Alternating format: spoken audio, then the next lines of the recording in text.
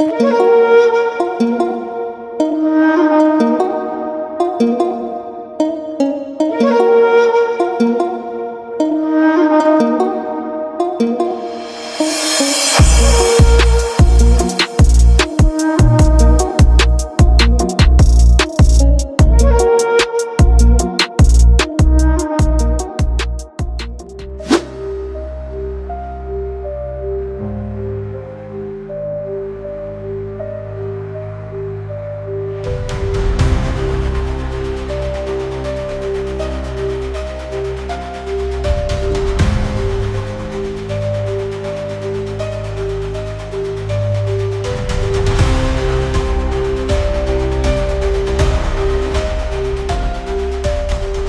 తెలుగు ప్రజలందరికీ నమస్కారం.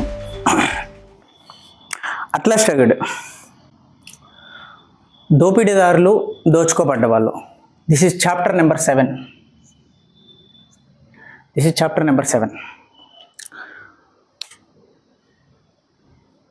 డేగ్ని ట్యాగట్ తాను అనుకున్నట్టుగానే రియర్డన్ మెటల్తో రియోనార్డ్ లైన్ వేయాలని నిర్ణయం తీసుకొని పని మొదలు పెడుతుంది. ఈ పని మొదలుపెట్టినప్పుడు మధ్యలో ఒక వంతెన, ఒక పాత బ్రిడ్జ్ ఒకటి ఉంటుంది. ఆ బ్రిడ్జ్ని చిన్న చిన్న రిపేర్లు చేసి మళ్ళీ దాన్ని రెనోవేషన్ చేద్దామని చెప్పి నిర్ణయం తీసుకొని ఆ ఇంజనీర్ని పిలిపించి ఆ డిజైన్ చేపిస్తుంది. దీన్ని మనం కరెక్షన్ చేసి మళ్ళీ రెనోవేషన్ చేయడానికి ఎంత ఖర్చు అవుతుందో ఒకసారి తీసుకురా బ్లూ ప్రింట్ అని చెప్తుంది. చెప్పినప్పుడు ఆ ఇంజనీరు తీసుకొస్తే దానికి చాలా పెద్ద ఖర్చు కనపడుతుంది ఆ డిజైన్కి. ఈ డిజైన్కి ఏవే పనిముట్లు కావాలి అంటే ఆ ఇంజనీర్ చెప్తాడు. ఈ ఉక్కు స్టీల్ కావాలి మనకే అని చెప్తాడు. అప్పుడు డేగ్ని అంటుంది, దీన్ని మనం స్టీల్తో కట్టట్లేదు, అంటే ఈ కరెక్షన్, ఈ బ్రిడ్జ్ని మనం స్టీల్తో కరెక్షన్ చేయాలనుకోవట్లేదు, రియర్డన్ మెటల్తో కరెక్షన్ చేద్దాం అనుకుంటున్నాం. రియర్డన్ మెటల్కి ఆర్డర్ ఇవ్వ అంటుంది.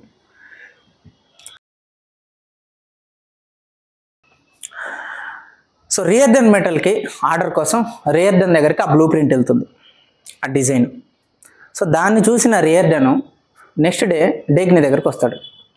డేగ్ని దగ్గరకు వచ్చి ఏదైతే వంతెనకి బ్రిడ్జ్ నువ్వు చిన్న చిన్న కరెక్షన్స్ చేసి రెనోవేషన్ చేద్దాం అనుకుంటున్నావో దానికి అయ్యే ఖర్చు, అసలు కంప్లీట్గా బ్రిడ్జ్ నిర్మించడానికి అయ్యే ఖర్చు రెండు సేమ్, కొంచెం తేడా ఉన్నాయి. ఎందుకు నువ్వు ఈ పాత బ్రిడ్జ్నే అక్కడక్కడ మరమ్మతులు చేసి కరెక్షన్ చేయటం ఎందుకు? దీన్ని కంప్లీట్గా కొత్త బ్రిడ్జ్, ఇది కూల్ చేసి కొత్త బ్రిడ్జ్ కడితే ఎలా ఉంటుంది? అందులో నీకు ఈ కొత్త బ్రిడ్జ్ కట్టడం వల్ల అయ్యే ఖర్చు, నువ్వు ఈ మరమ్మతులు చేయించడం వల్ల అయ్యే ఖర్చు రెండు ఒకలాగే ఉన్నాయి. You better go for the new bridge అని అంటాడు. దానికి కావాల్సిన మెటీరియల్ మొత్తం చూపిస్తాడు. చూపించి ఇంత ఖర్చు అవుతుంది, ఈ మెటల్కి ఎంత ఖర్చు అవుతుంది, దీని డిజైన్ ఇలా ఉంటుంది. 1200 అడుగులు ఒక రియర్డన్ మెటల్, సింగిల్ టన్, ఒక సింగిల్ లైన్, ఒక ముక్కని మనం క్రియేట్ చేసి దాంతో మనం ఒక బ్రిడ్జ్ని క్రియేట్ చేద్దాం అంటాడు. ఆ డిజైన్ తనకు చాలా బాగా నచ్చుతుంది. అలాగే ఏ డిజైన్కి తన దగ్గర ఉన్న డేగ్ని దగ్గర ఉన్న ఇంజనీర్ ఏ డిజైన్ కోసం అయితే కొన్ని $1 మిలియన్ అవుతాయి అని చెప్తాడో అదే వంతెనకి రియర్డన్ చాలా తక్కువ ఖర్చుతో అయ్యే డిజైన్ని ప్రమోట్ చేస్తాడు. దట్ ఈజ్ ఇంజనీరింగ్ స్కిల్స్ అన్నమాట. తన యొక్క ఆర్కిటెక్చర్ మీద, మెటల్ మీద, ఆ మెటల్ని ఎలా ఉపయోగించాలనే ఒక సైన్స్ మీద అతనికి అంత నాలెడ్జ్ ఉంది. అనుకున్నట్టుగానే ఆ బ్రిడ్జ్ని రియర్డన్ చెప్పిన డిజైన్తోనే కట్టాలని డేగ్ని ఒప్పుకుంటుంది. రియర్డన్ రాసిన డయాగ్రామ్స్, ఆ డిజైన్స్ మొత్తం తన దగ్గర తను తీసుకొని నెక్స్ట్ రియర్డన్ మాట్లాడటం మొదలు పెడతాడు. ఆ ఆఫీస్ బయట నిలబడి ఆ న్యూయార్క్ నగరంలో దూరంగా ఉన్న ఫ్యాక్టరీలన్నీ చూస్తూ ఉన్నప్పుడు అంటాడు, ఈ నగరంలో ఇప్పుడు ఎన్ని ఫ్యాక్టరీలు ఉన్నాయో కనపడుతున్నాయి కదా నీకు కన్ను చూపు మేరలో. అందరూ యువకులే, కొత్త కొత్త వాళ్ళు, అప్పుడప్పుడే కాలేజీ నుంచి బయటకు వచ్చిన వాళ్ళు, ఎంతో ఇన్నోవేటివ్గా ఈ పరిశ్రమలన్నీ స్థాపించారు. నాకు ఈ న్యూయార్క్ నగరం చూస్తున్నప్పుడు ఏదో ఒక తెలియని కొత్త ఉత్సాహం వస్తూ ఉంటుంది. అన్నప్పుడు డేగ్ని అంటుంది, సరే ఏం చేయాలనుకుంటున్నావు నువ్వు ఈ కొత్త ఉత్సాహంతో అని అన్నప్పుడు, నేను ఒక రాగి అంటే ఒక కాపర్ గని, ఒక రాగి గని కొందాం అనుకుంటున్నాను అంటాడు. అంటే నీకు ఇప్పటికీ చేతిలో చాలా పని ఉంది కదా, నీకేం పని లేకపోతే నువ్వు అట్లాంటివి కొనవచ్చు. అసలు నీ చేతిలో ఉన్న పని నీకు చేయటానికి ఒక క్షణం కూడా నీకు తీరిక లేదు. ఇంకా నువ్వు ఆ రాగి గని కొంటే ఎలా నడుపుతావు నువ్వు, నీ దగ్గర సమయం ఎక్కడుంది అని అంటుంది డేగ్ని. దానికి రియార్డన్ ఏం చెప్తాడంటే, ఇప్పుడు ప్రస్తుతం ఉన్న రాగి స్టీల్ కంపెనీలకి ప్రస్తుతం ఒక రాగి అవసరమైతే ఆ రాగి ఖనిజం ఫ్రాన్సిస్కో డి యాంకోని ఆ కంపెనీ నుంచి వస్తుంది. సో వాళ్ళ మీద ఆధారపడటం నాకు ఇష్టం లేదు. అతను ఒక ఆర్డర్ ఇప్పుడు ఇస్తే సంవత్సరానికి కానీ డెలివరీ చేయడు. రియార్డన్ మెటల్ సృష్టించడానికి చాలా రాగి అవసరం మనకి. సో ఒకరి మీద మనం డిపెండెన్స్ ఎప్పుడైతే పెట్టుకుంటామో అది లేట్ అయినప్పుడు మన పని కూడా లేట్ అవుతుంది. సో నేను డిపెండెన్సీని కానీ దానివల్ల నా పని ఆలస్యం అవ్వటాన్ని కానీ ఆలస్యం అవ్వకూడదని నేను అనుకుంటున్నాను. అందుకే నా సొంతగా నేను కొని రాగి గని దాని ద్వారా నా రాగిని నేనే ట్రాన్స్ఫర్ చేసుకుందాం అనుకుంటున్నాను అని చెప్తాడు హ్యాంక్ రియార్డన్. సో దాని తర్వాత సరే నేను బయలుదేరుతున్నాను, ఏదైతే రియార్డన్ మెటల్తో వంతెన కట్టాలనుకుంటున్నాం అని మనం నిర్ణయం తీసుకున్నాము, ఒక వారంలోగా దానికి కావాల్సిన మెటీరియల్ అంతా డిజైన్ చేసి నీకు మళ్ళీ కబురు పంపుతాను అని అంటాడు. సో అప్పుడు డేగ్ని అడుగుతుంది, నువ్వు ఎటు వెళ్తున్నావు అని అడుగుతుంది. నువ్వు న్యూయార్క్ సిటీలోకి వెళ్తున్నావా అని అడుగుతుంది. అన్నప్పుడు లేదు నేను మిన్నెసోటా వెళ్తున్నా అంటాడు. న్యూయార్క్ మిన్నెసోటా ఇలా ఉంటాయి రెండు. లేదు నేను ఇటు వెళ్తున్నాను అని అంటాడు. ఎందుకు అని అడిగితే, లేదు నేను కూడా న్యూయార్క్ వెళ్దాం అనుకుంటున్నాను, పని ఉంది నాకు, ఈ ట్రైన్లో వెళ్తే చాలా లేట్ అవుతుంది, నీ ప్లేన్లో నీతో వద్దామని అడిగాను అంటుంది. అంటే అతనికి సొంత ప్లేన్ ఉంటుంది, సొంత ఏరోప్లేన్. లేదు నేను మిన్నెసోటా వెళ్తున్నాను, ఆ నగరానికి వెళ్తున్నాను అని చెప్తాడు. సరే అని వెళ్ళిపోతారు వాళ్ళిద్దరు. సో దాని తర్వాత ఆ రోజు సాయంత్రం రైల్వే స్టేషన్కి వెళ్తుంది డేగ్ని. ఆ రైల్వే డిపార్ట్మెంట్లో ఉన్న మేనేజరు అంటాడనమాట డేగ్నీతో, ఏమని, ఒక గంట ముందు మీరు వచ్చుంటే రియార్డన్తో కలిసి మీరు ప్లేన్లో వెళ్ళేవారు కదా మేడం అని అంటాడు. ఈ మేనేజర్కి ఎలా తెలుస్తుంది అని అంటే, పెద్ద పెద్ద బిలియనీర్స్ ఏం చేస్తారంటే ఆ పర్టికులర్ ఏదైనా ఒక ప్రాంతానికి వాళ్ళు వెళ్ళాలనుకున్నప్పుడు ఆ పర్టికులర్ ప్రాంతంలో వాళ్ళ యొక్క ఏరోప్లేన్ని ఎయిర్పోర్ట్లో అక్కడ స్థానికంగా ఉన్న ఎయిర్పోర్ట్లో అక్కడ వాళ్ళ ఎయిర్పోర్ట్ వరకు అక్కడ వరకు ప్రయాణించి ఆ ఏరోప్లేన్ అక్కడ పెట్టి అక్కడి నుంచి వాళ్ళు కార్ జర్నీతో వస్తారు, కార్ వేసుకొని. మళ్ళీ ఈ కారు తీసుకెళ్ళి ఈ కారుతో మళ్ళీ తిరిగి ఒక రైల్వే స్టేషన్ వరకు ప్రయాణించి ఆ రైల్వే స్టేషన్ ద్వారా ఆ కార్ని ఎక్స్పోర్ట్ చేస్తారు. వాళ్ళు మళ్ళీ ఎక్కడికి వెళ్ళాలనుకుంటున్నారు, ఎక్స్పోర్ట్ చేసిన తర్వాత మళ్ళీ వాళ్ళ ఏరోప్లేన్లో వెళ్తారనమాట. ఇది. సో రియార్డన్ ఆ ఏరోప్లేన్ని ఆ పర్టికులర్ ఎయిర్పోర్ట్లో డ్రాప్ చేసి అక్కడ పెట్టి రైల్వే స్టేషన్ నుంచి తన కార్ని పికప్ చేసుకొని డేగ్నీని కలిసి మళ్ళీ అదే కారులో తిరిగి రైల్వే స్టేషన్ దగ్గరకు వచ్చి ఆ రైల్లో మళ్ళీ ఆ కార్ని ఎక్స్పోర్ట్ చేసి తన ఏరోప్లేన్లో వెళ్తాడు. సో దానివల్ల ఈ రైల్వే మేనేజర్కి ఆ ఇన్ఫర్మేషన్ ఉంటుందన్నమాట. ఎందుకంటే కార్ని ఎక్స్పోర్ట్ చేసేటప్పుడు మాట్లాడతారు కదా, ఎక్కడికి వెళ్తున్నారు సార్ మీరు, నెక్స్ట్ ఏంటి అని. సో అప్పుడు అందుకోసం ఆ ఇన్ఫర్మేషన్తో ఆ రైల్వే మేనేజర్ అంటాడనమాట, ఒక గంట ముందు వచ్చుంటే మీరు రియార్డన్తో పాటు న్యూయార్క్ వెళ్ళేవాళ్ళు కదా అని అంటాడు. సో అప్పుడు డేగ్ని అర్థమవుతుంది, డేగ్నికి రియార్డన్ నాకు అబద్ధం చెప్పాడు, నేను న్యూయార్క్ వెళ్ళట్లేదు మిన్నెసోటా వెళ్తున్నాను అని అబద్ధం చెప్పాడు అని ఒకసారి మళ్ళీ ఆ రైల్వే మేనేజర్ని అడుగుతుంది, నువ్వు కరెక్ట్గానే విన్నావా, నిజమా అని. నిజం మేడం, తాను న్యూయార్కే వెళ్ళాడు, గంట క్రితమే వెళ్ళాడు, నాకు చెప్పాడు కూడా నేను న్యూయార్క్ వెళ్తున్నా అని అంటాడు. సో తాను ఎందుకు రియార్డన్ అబద్ధం చెప్పాడు డేగ్నికి అనే విషయం డేగ్నికి అంతుపట్టదు. సో ఎందుకు అబద్ధం చెప్పుంటాడు అని మనసులో కొంచెం నిరాశ ఫీల్ అవుతుంది. సో అక్కడితో డేగ్నీ హ్యాంక్ రియార్డన్ యొక్క కన్వర్జేషన్ అయిపోతుంది. నెక్స్ట్ డే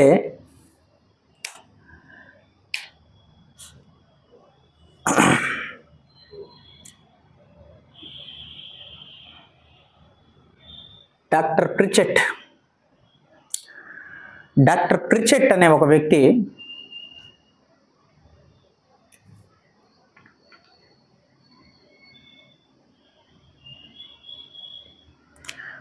అతను ఒక ప్రొఫెసర్.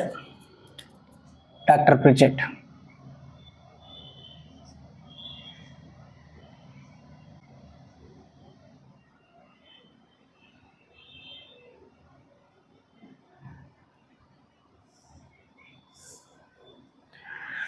సో డాక్టర్ ప్రిచెట్ ఒక ప్రొఫెసర్. ఎక్కడ? హెన్రీ యూనివర్సిటీ అనే యూనివర్సిటీలో డాక్టర్ ప్రిచెట్ ఒక ప్రొఫెసర్. ఈ డాక్టర్ ప్రిచెట్ గురించి మనం లిలియన్ హ్యాంక్ రియార్డన్ యొక్క పెళ్లి రోజు జరుగుతున్నప్పుడు ఇతను కొంత కన్వర్జేషన్ చేశాడు, మనకి అది మాట్లాడుకున్నాం. సో డాక్టర్ ప్రిచెట్ హ్యాంక్ రియార్డన్ కలవడానికి వస్తాడు. ఈ డాక్టర్ ప్రిచెట్ హెన్రీ యూనివర్సిటీలో లెక్చరర్గా ఉంటూ ఈ స్టేట్ సైన్స్ ఇన్స్టిట్యూట్ అనే ఒక సంస్థలో ఇతనికి ఒక పదవి కూడా ఉంది, ఒక సెక్రటరీ పదవి. ఈ స్టేట్ సైన్స్ ఇన్స్టిట్యూట్ అంటే ఏంటంటే, ఏదైనా ఒక సంస్థ ప్రభుత్వం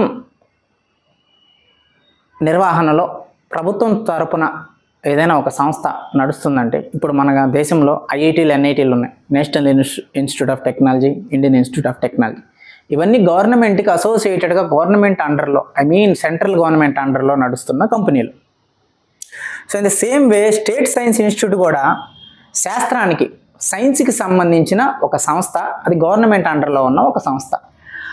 ఈ డాక్టర్ ప్రిచెట్ ఈ స్టేట్ సైన్స్ ఇన్స్టిట్యూట్లో ఒక పదవి ఉంది అతనికి. అలాగే హెన్రీ యూనివర్సిటీలో కూడా ఒక ప్రొఫెసర్.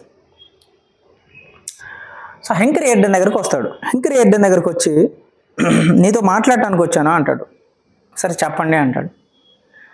స్టేట్ సైన్స్ ఇన్స్టిట్యూట్ వాళ్ళు నీ మెటల్కి సంబంధించి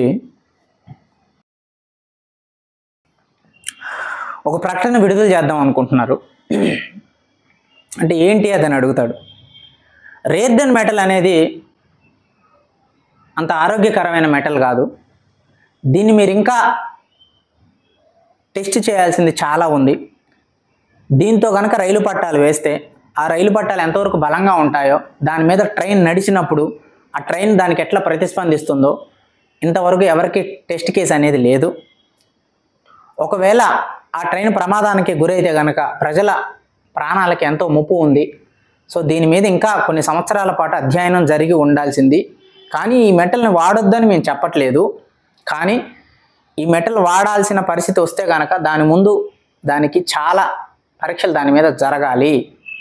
ఇది ప్రమాదకరమైంది అనే ఒక ఆలోచన మాకు ఉంది అని ఒక ప్రకటన చేద్దాం అనుకుంటున్నారు స్టేట్ సైన్స్ ఇన్స్టిట్యూట్ వాళ్ళు అని డాక్టర్ ప్రిచెట్ హ్యాంక్ రియార్డన్తో చెప్తాడు. దానికి రియార్డన్, సరే మీరు ఎందుకు వచ్చారు ఇక్కడికి, ఆ విషయం చెప్పారు కరెక్టే, మీ ఉద్దేశం ఏంటని అడుగుతాడు. ఆ విషయం నేను చెప్దామనే వచ్చాను అంటాడు. సరే చెప్పారు కదా, నెక్స్ట్ ఏంటి అంటాడు. చూడు రియార్డన్, నువ్వు చాలా తెలివైన వాడివి. 1,00,000 మంది మనుషులు కలిసి ఒక ఆలోచించలేని ఆలోచన కేవలం నువ్వు ఒక్కడి ద్వారానే ఆలోచన ద్వారా పుట్టి ఒక రియార్డన్ మెటల్ని నువ్వు సృష్టించావు. బట్ ఒక సమాజంలో బతుకుతున్నప్పుడు కొన్ని రూల్స్, కొన్ని కండిషన్స్ ఉంటాయి. సో వాటి రీత్యా స్టేట్ సైన్స్ ఇన్స్టిట్యూట్ వాళ్ళు రియార్డన్ మెటల్కి ఆపోజిట్గా ప్రకటన చేద్దాం అనుకుంటున్నారు. ఈ ప్రకటన చేస్తే వచ్చే నష్టం ఏంటో నీకు తెలుసా అని అంటాడు. తెలుసు అంటాడు. మరి ఆ నష్టం నుంచి నువ్వు బయటపడాలని అనుకోవట్లేదా అంటాడు. లేదు అంటాడు. సరే మీరు డైరెక్ట్గా చెప్పండి సార్, మీరు ఎందుకు వచ్చారు అంటాడు. ఆ ప్రకటన రియార్డన్ మెటల్ గురించి బయటికి రాకుండా ఉండాలి అని అంటే నేను చెప్పిన కండిషన్ నువ్వు ఒప్పుకోవాలి. లేదు అంటే నా చేతుల్లో కూడా ఏం లేదు. ఒక ఇన్నోవేటర్గా, ఒక క్రియేటర్గా నీ మీద నాకు రెస్పెక్ట్ ఉంది. కానీ నేను వెళ్ళి స్టేట్ సైన్స్ ఇన్స్టిట్యూట్ వాళ్ళకి ఇండికేషన్ ఇచ్చాను అని అంటే వాళ్ళు ప్రకటన రిలీజ్ చేస్తారు. ఒక ప్రకటన వాళ్ళు రిలీజ్ చేశారంటే ఇన్ని సంవత్సరాలు నువ్వు ఎంతో కష్టపడి చేసిన ఈ యొక్క మెటల్ రీసెర్చ్ కానీ, నువ్వు కనిపెట్టిన ఈ మెటల్ కానీ బయట వాడుకలోకి రాకుండా నీ కంపెనీ మొత్తం భూస్థాపితం అయిపోతుంది. సో అప్పుడు దానివల్ల జరిగే నష్టం, నీ కెరీర్ భవిష్యత్తు మొత్తం ఆగిపోతుంది అని అంటాడు. నేను దేనికైనా రెడీగా ఉన్నాను, మీది ఏది కావాలంటే అది చేసుకోండి అంటాడు రియర్డన్. అప్పుడు డాక్టర్ ప్రిచెట్ అంటాడు, సరే మీకు ఫైనల్గా ఒక విషయం చెప్తున్నా, నువ్వు ఇన్ని రోజులు రీసెర్చ్ చేసి ఈ మెటల్ కనిపెట్టడానికి నీకు ఎంత డబ్బు ఖర్చు అయింది అంటాడు. దానికి రియర్డన్ $1.5 మిలియన్ అయింది సార్ అంటాడు. సరే ఇదిగో blank cheque, white blank cheque ఇది. సో ఈ వైట్ బ్లాంక్ చెక్ మీద నీకు ఇష్టం వచ్చిన సంఖ్య నువ్వు రాసుకో అని అంటాడు. అప్పుడు రియర్డన్ అంటాడు, మీరు రేటు అడుగుతుంది రియర్డన్కా, రియర్డన్ కనిపెట్టిన రియర్డన్ మెటల్కా అంటాడు. దానికి డాక్టర్ ప్రిచెట్ అంటాడు, నీ ఇష్టం దేనికైనా రాసుకోవచ్చు అంటాడు. మీరు మర్యాదగా బయటికి వెళ్తే బాగుంటుంది సార్ అంటాడు రియర్డన్. అప్పుడు డాక్టర్ ప్రిచెట్ నిలబడి తాను డెస్క్ నుంచి బయటికి వెళ్తూ ఉండి అడుగుతాడు, మిస్టర్ రియర్డన్, మీరు చెప్పేది నాకు అర్థమవుతుంది, కానీ ఒక్క విషయం తప్ప. కరెక్టే, మీరు చెప్తున్నంత కరెక్టే, కానీ మీరు ఇదంతా ఎందుకు చేస్తున్నారు అంటాడు. నేను ఇదంతా ఎందుకు చేస్తున్నానంటే రియర్డన్ మెటల్ అనేది మంచిది కాబట్టి, మంచిదాని వైపు నేను నిలబడతాను కాబట్టి, మంచిదాని వైపు నిలబడటం అనేది నిజాయితీ కాబట్టి నేను నిలబడుతున్నాను. మిగతాది ఇంకేది నాకు అనవసరం, మీరు ఏది చేసుకోవాలంటే అది చేసుకోండి అంటాడు. సో అక్కడి నుంచి డాక్టర్ ప్రిచెట్ హెంక్ రియర్డన్ నుంచి వెళ్ళిపోయి ఆ ఇన్ఫర్మేషన్ని తాను మనం ఇచ్చే డబ్బులకు కానీ, మనం మాట్లాడే ఒప్పందాలకు కానీ అతను ఒప్పుకోవట్లేదని చెప్పి స్టేట్ సైన్స్ ఇన్స్టిట్యూట్ వాళ్ళకి చెప్తాడు. ఎప్పుడైతే స్టేట్ సైన్స్ ఇన్స్టిట్యూట్ వాళ్ళకి ఈ విషయం చెప్తాడో, ఈ స్టేట్ సైన్స్ ఇన్స్టిట్యూట్లో ఇంకో ప్రొఫెసర్ ఉంటాడు, అతని పేరు డాక్టర్ ఫెర్రిస్.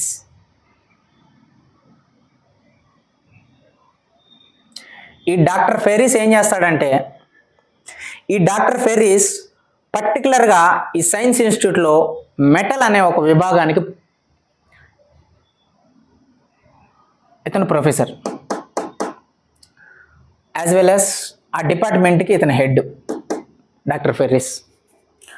సో ఇమీడియట్గా నెక్స్ట్ డే ప్రకటన రిలీజ్ చేస్తారు వీళ్ళు స్టేట్ సైన్స్ వాళ్ళు. ఏమని అని అంటే రియర్డన్ మెటల్ ఈజ్ నాట్ గుడ్ అని.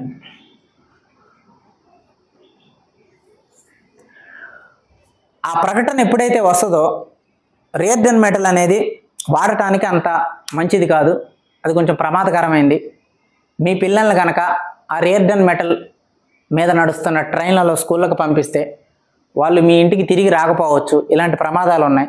సో అభిప్రాయం కానీ నిర్ణయం కానీ మీకే వదిలేస్తున్నాం.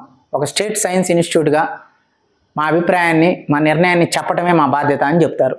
ఎప్పుడైతే ఆ స్టేట్ సైన్స్ ఇన్స్టిట్యూట్ వాళ్ళు వార్తాపత్రికలకి ఈ యొక్క స్టేట్మెంట్ ఇస్తారో, ఇమీడియట్గా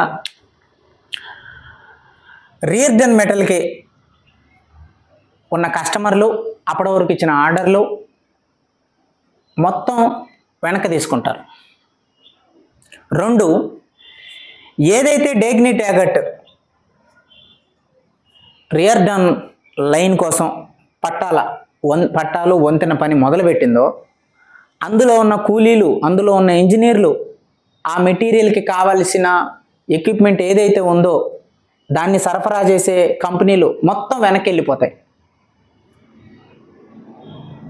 అలా వెనక్కి వెళ్ళిపోవడం వల్ల డేగ్నీ ట్యాగట్ ఏదైతే రియోనార్డ్ లైన్ వేయాలనుకుంటుందో ఆ పని అమాంతంగా ఆగిపోతుంది. ఆ ఆగిపోయినప్పుడు ఇమీడియట్గా స్టాక్ మొత్తం పడిపోతుంది. ట్యాగట్ ట్రాన్స్ కాంటినెంటల్ స్టాక్ పడిపోతుంది.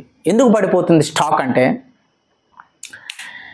ఏదైతే రియర్డన్ మెటల్ వాడి కొత్త పట్టాలు వేసి దాని ద్వారా ఒక ఉత్పత్తిని సృష్టించాలి అని డేగ్నీ అనుకుందో, ఇప్పుడు ఆ రియర్డన్ మెటల్ మీద స్టేట్ సైన్స్ ఇన్స్టిట్యూట్ వాళ్ళు చేసిన ప్రకటన ద్వారా అందులో లాభాలు పెట్టిన వ్యక్తులు, అందులో పనిచేసే ఇంజనీర్లు, అందులో ఇన్వెస్ట్మెంట్ చేసిన వ్యక్తులు కానీ, ఆ లైన్ వేయటం కోసం వచ్చిన ఇంజనీర్లు కానీ, కాంట్రాక్టర్లు కానీ మొత్తం వెనక్కి వచ్చేస్తారు. ఎందుకనంటే ప్రభుత్వం నుంచి ఏదైనా ఒక ప్రకటన వచ్చినప్పుడు, ప్రభుత్వం తరపున పనిచేస్తున్న సంస్థ ఏదైనా ఒక ప్రకటన ఇచ్చినప్పుడు ఒక నార్మల్ మనుషులు కానీ, బిజినెస్లో ఉన్న మనుషులు కానీ ముందుకెళ్ళటానికి సాహసం చేయరు. ఎందుకంటే ఏదైనా నష్టం వస్తే మనం భరించాల్సి వస్తుంది అని. సో దీనివల్ల డేగ్నీ ట్యాగట్ తన రియోనార్డ్ లైన్ పని ఆగిపోతుంది. ట్యాగట్ ట్రాన్స్కాంటినెంటల్ పడిపోతుంది, స్టాక్ పడిపోతుంది. సో ట్యాగట్ ఈ విషయం గురించి మాట్లాడటానికి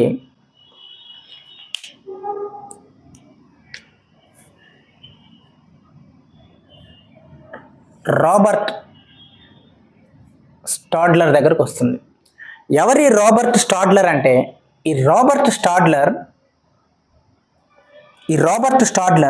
ఈ స్టేట్ సైన్స్ ఇన్స్టిట్యూట్కి చైర్మన్, అంటే అధినేత. ఈజ్ ద బాస్ అన్నమాట. ఈ రాబర్ట్ స్టాడ్లర్ డేగ్నీ ట్యాగట్కి చాలా కాలం క్రితమే తెలుసు. డేగ్నీ ట్యాగట్ కాలేజ్ రోజుల్లో ఉన్నప్పటి నుంచి ఈ రాబర్ట్ స్టాడ్లర్ అనే వ్యక్తి ఎంత గొప్ప ప్రొఫెసరో, సైన్స్ని ఎంత ముందుకు తీసుకెళ్తాడో, టెక్నాలజీ మీద కానీ సైన్స్ మీద కానీ అతనుకున్న స్పిరిట్ చాలా ఇన్స్పిరేషన్తో ఫీల్ అవుతారు ఈ డేగ్నీ కానీ ఎడ్డీ విల్లర్స్ కానీ వాళ్ళు చదువుకుంటున్న కాలేజీ రోజుల్లో. అలాంటి ఒక వ్యక్తి ఒక క్రియేటివ్ ప్రొడక్ట్ని డౌన్ చేయాలని చెప్పి ఇలాంటి ఫాల్స్ స్టేట్మెంట్లు ఎలా ఇస్తారు? అది రాబర్ట్ స్టాడ్లర్ అధినేతగా ఉన్న సంస్థ నుంచి. ఆ సంస్థ ఏంటి? State science institute. అప్పుడు డైరెక్ట్గా డేగ్నీ ట్యాగట్ రాబర్ట్ స్టాడ్లర్తో మాట్లాడటానికి వెళ్ళి తన డెస్క్ దగ్గర ఉన్నప్పుడు వాళ్ళ కన్వర్జేషన్ మొదలవుతుంది. రాబర్ట్ గారు, మీకు తెలుసు రియర్డన్ మెటల్ అనేది ఎంత పవర్ఫుల్లో, కానీ మీ ఇన్స్టిట్యూట్ నుంచి, మీ స్టేట్ సైన్స్ ఇన్స్టిట్యూట్ నుంచి వచ్చిన స్టేట్మెంట్ని మీరు అంగీకరిస్తున్నారా అని అంటే, నా అంగీకారంతో సంబంధం లేదు డేగ్నీ. మనం సమాజంలో బతుకుతున్నప్పుడు వేరే వేరే సంస్థలు కూడా అనుసంధానంగా దీనికి పనిచేస్తూ ఉంటాయి అసోసియేటెడ్గా. సో వాళ్ళ యొక్క నిర్ణయాలు కూడా నేను పరిగణలోకి తీసుకోవాలి. సో ఈ స్టేట్మెంట్ని రిలీజ్ చేసింది doctor Ferris. So doctor Ferris ఇలా నిర్ణయం తీసుకోవడానికి కారణం చాలా ఉండొచ్చు కారణాలు.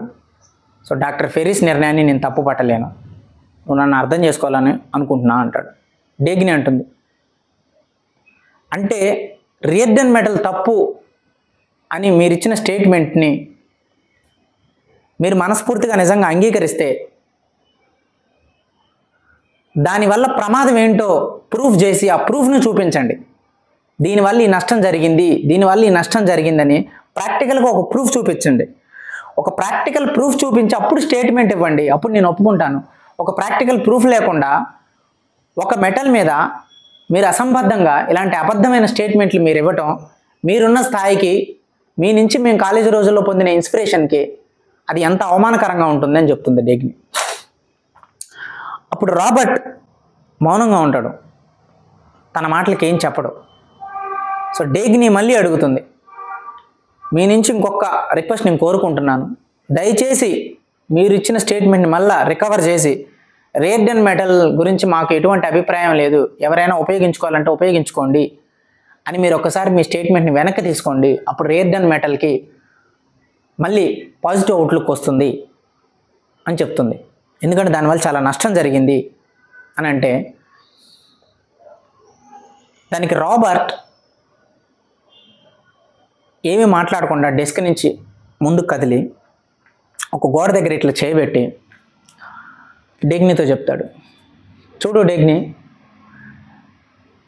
ఇప్పుడు నీకు 30 సంవత్సరాలు, 25 to 30 మధ్యలో ఉన్న యువకులు మీరు.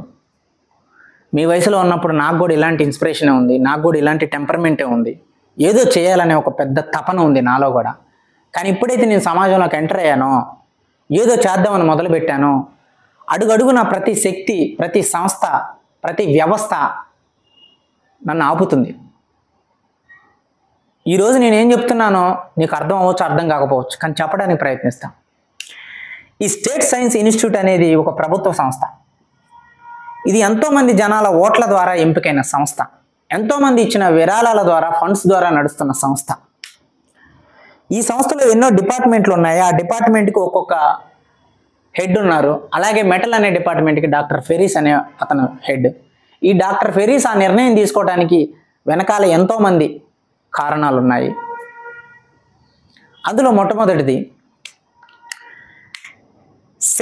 స్టేట్ సైన్స్ ఇన్స్టిట్యూట్ నుంచి ఎంతోమంది శాస్త్రవేత్తలు ఉన్నారు. వాళ్ళల్లో ఇప్పటి వరకు కూడా ఎవరు కూడా ఒక కొత్త రకమైన స్టీల్ని ఇంతవరకు కనిపెట్టలేదు. ఒకవేళ కనిపెట్టినా అవి పాత కనిపెట్టిన వాటితో పోలిస్తే పెద్ద ఇన్నోవేటివ్గా ఏమీ లేవు. అవి వాటి ధోరణిలోనే, వాటి పనితనంలోనే పాత వాటితో సమానంగా ఉన్నవి. వాళ్ళు 1-2 అడప కనిపెట్టిన అలాంటి శాస్త్రవేత్తలు, ఆ శాస్త్రవేత్తలకి అనుసంధానంగా ఉన్న సంస్థలు ఒక 100 ఉన్నాయి. ఒక 100 స్టీల్ కంపెనీలు కొన్ని సంవత్సరాల నుంచి ఒక్క ఇన్నోవేటివ్ ప్రోడక్ట్ కూడా చేయలేదు. 100 సంస్థలు, 100 శాస్త్రవేత్తలు చేయలేని ఒక విషయాన్ని ఒకే వ్యక్తి ప్రైవేట్గా, హెంక్ రియార్డన్ తానే ప్రైవేట్గా కంపెనీ పెట్టి, తన సొంత డబ్బు పెట్టి, తన సొంత స్థలంలో ఒక ఫ్యాక్టరీని, రియార్డన్ స్టీల్ అనే ఫ్యాక్టరీని తను నిర్మించి రియార్డన్ మెటల్ని సృష్టించాడు. నీకు తెలుసా డెగ్ని? ఇప్పుడు ఈ రియార్డన్ మెటల్ని సమాజంలోకి వాడటానికి కానీ, దానికి సానుకూలమైన వాతావరణం దొరికితే ఇప్పటి వరకు మార్కెట్లో ఉన్న ఈ 100 స్టీల్ కంపెనీల పరిస్థితి ఏమిటి? ఈ 100 స్టీల్ కంపెనీలకు అనుసంధానంగా ఉన్న ఈ 100 మంది శాస్త్రవేత్తల పరిస్థితి ఏమిటి? వీళ్ళందరూ ఎటుపోవాలి? ఇది సమాజంలో ఉన్న ఒక కోణం. ఒక వ్యక్తి 100ల సంవత్సరాల నుంచి 100ల మంది వ్యక్తులు ఏమీ చేయలేక అదే మోస పద్ధతిలో ఒక రొటీన్ సిస్టమ్ని నడుపుతూ ఉన్నప్పుడు, ఆ రొటీన్ సిస్టంలోంచి ఒక రొటీన్ పదార్థాలు అవే సృష్టించబడి, అవే మళ్ళీ సృష్టించబడి, పాత వాటిని మళ్ళీ మళ్ళీ వాడుతూ సమాజం అలవాటు పడిపోయినప్పుడు, ఆ అలవాటు పడిపోయిన సమాజం మీద ఒక వ్యవస్థ నిర్మించబడ్డప్పుడు, ఆ వ్యవస్థ దానికి వచ్చే లాభంతో మార్కెట్, ఎకానమీ నిలబడుతున్నప్పుడు, వీటన్నిటికీ ఆపోజిట్గా ఒక్క వ్యక్తి ఒక్కసారిగా ఒక రాకెట్ లాగా దూసుకొని వస్తే వీళ్ళందరి పరిస్థితి ఏం కావాలి? ఇదే డెగ్ని నేను నీకు చెప్పాలనుకుంటుంది. సో ఆ 100 మంది స్టీల్ కంపెనీల వ్యక్తుల నుంచి మాకు కొంచెం ఒత్తిడి ఉంటుంది. ఆ 100 మంది వ్యక్తులకి 100 మంది శాసనసభ్యుల అసెంబ్లీలో తెలుసుంటారు. వీళ్ళకి మేము ఎదురెళ్తే ఏదైతే ఫండ్స్ వీళ్ళు మాకు ఇచ్చారో ఆ ఫండ్స్ మా నుంచి వెనక్కి తీసుకుంటారు. ఎప్పుడైతే ఆ ఫండ్స్ వెనక్కి తీసుకుంటారో స్టేట్ సైన్స్ ఇన్స్టిట్యూట్ అనేది క్లోజ్ చేయాల్సి వస్తుంది. ఇప్పటికీ ఎన్నో సైన్స్ ఇన్స్టిట్యూట్లు క్లోజ్ అయిపోయి ఇప్పుడు ఈ భూమి మీద మిగిలి ఉన్న ఒకే ఒక్క science institute state science institute అమెరికాలో. సో ఇప్పుడు దీన్ని క్లోజ్ చేయడం నీకు ఇష్టమేనా చెప్పు అని అంటాడు. నీ ఆవేశంలో అర్థం ఉంది, నీ కోపంలో ఒక ధర్మం ఉంది, నేను కాదనట్లా. మీ వయసులో ఉన్నప్పుడు నేను అలాగే ఉన్నాను, కానీ నన్ను ఏం చేయమంటావు? ఇది పరిస్థితి. నీకు ఇంకో విషయం తెలుసా డేగ్ని? హెన్రీ యూనివర్సిటీలో నేను ప్రొఫెసర్గా పనిచేస్తున్నప్పుడు 3 స్టూడెంట్స్ ఉండేవాళ్ళు. ఆ 3 ఎలాంటి వాళ్ళంటే, ఆ 3ని చూసినప్పుడు ఎలా అనిపిస్తుంది అంటే, ఒక మనిషికి మెదడు అనేది ఎంత గొప్ప వరమో, ఒక మనిషికి తెలివితేటలు అనేవి ఉండటం, ఈ భూమి మీద ఉన్న అన్ని జాతులలో ఒక మనిషికి తెలివితేటలు ఉండటం అనేది ఎంత గొప్ప విషయం అనేది మనకు అర్థమవుతుంది ఆ 3 వ్యక్తులను చూస్తే. ఆ 3 వ్యక్తులు ఎవరు తీసుకొని డిఫరెంట్ సబ్జెక్టులని, డిఫరెంట్ కాంబినేషన్స్ని, ఒకరు మ్యాథ్స్ తీసుకుంటే ఒకరు సైన్స్ తీసుకుంటారు, ఒకరు సైన్స్ తీసుకుంటే ఇంకొకరు సోషల్ తీసుకుంటారు. కానీ ఆ 2 వ్యక్తులు మ్యాథ్స్ సోషల్ కాంబినేషన్లో అట్లాంటి ఒక రేర్ కాంబినేషన్లో సబ్జెక్టులు తీసుకొని ఆ సబ్జెక్టులు ఒకరికొకరు పోటీ పడుతూ చదువుతూ ఉండేవాళ్ళు. వీళ్ళు నా స్టూడెంట్స్ అని చెప్పుకోవడానికి ఆ యూనివర్సిటీలో ఉన్న ప్రతి లెక్చరరు గొప్పగా ఫీల్ అయ్యేవాడు. ఒక్కొక్క ప్రొఫెసర్ ఇంకొక ప్రొఫెసర్ని చూసి జలస్ ఫీల్ అయ్యేవాళ్ళు. ఎందుకంటే ఒక ప్రొఫెసరు ఈ 3 స్టూడెంట్లు నా వాళ్ళే అని చెప్తున్నప్పుడు ఇంకో ప్రొఫెసరు దాని నుంచి జలస్గా ఫీల్ అయ్యి, లేదు వీళ్ళు నా స్టూడెంట్స్ అని గర్వంగా చెప్పుకోవడానికి ప్రయత్నిస్తారు. ఆ 3 వ్యక్తులు ఈ ప్రపంచాన్ని గొప్పగా మార్చగలరు, ఈ ప్రపంచాన్ని క్రియేటివ్తో తలకిందులు చేయగలరు, ఈ ప్రపంచాన్ని ఒక 1000 సంవత్సరాలు ముందుకు తీసుకెళ్ళగలరు వాళ్ళ యొక్క ఆలోచన దృక్పథంతో అని అనుకున్నాను ఆ రోజుల్లో. కానీ అందులో ఒకడు దేనికి పనికిరాని ఒక షోకిల్ల రాయుడైపోయాడు, ఇంకొకడేమో సముద్రంలో దొంగ అయ్యాడు అని చెప్తాడు. ఆ ముగ్గురు ఎవరంటే, ఒకడు ఫ్రాన్సిస్కో డియాంకోనియా. వీడు ఏదో సాధిస్తాడు అనుకుంటే చివరికి ఒక ప్లే బాయ్ లాగా అయిపోయాడు. ఇంకొకడు రేగ్నర్ డెనిస్క్ జోల్డ్. ఇతను సముద్రంలో ప్రభుత్వానికి సంబంధించిన పెద్ద పెద్ద ఓడల్ని దొంగలించే ఒక సముద్రపు దొంగ అయ్యాడు, ఒక బందిపోటు అయ్యాడు అని చెప్తాడు. డేక్ని ఇమీడియట్గా అడుగుతుంది, మరి ఆ మూడో వ్యక్తి ఎవరు? రాబర్ట్ అంటుంది. ఆ మూడో వ్యక్తి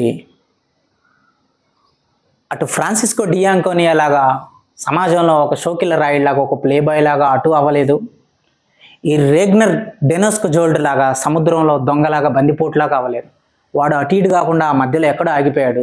నాకు తెలిసి ఎక్కడో ఒక సామాజిక జనంలో, ఏదో ఒక కంపెనీలో ఒక అసిస్టెంట్గాను ఏదో చిన్న పని చేసుకుంటూ ఎక్కడో సమాజంలో కలిసిపోయినట్టున్నాడు అని అంటాడు.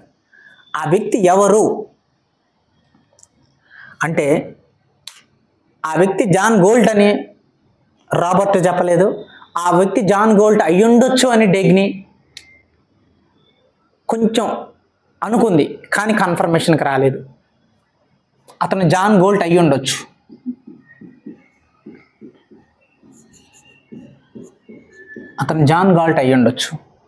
We don't know as of no.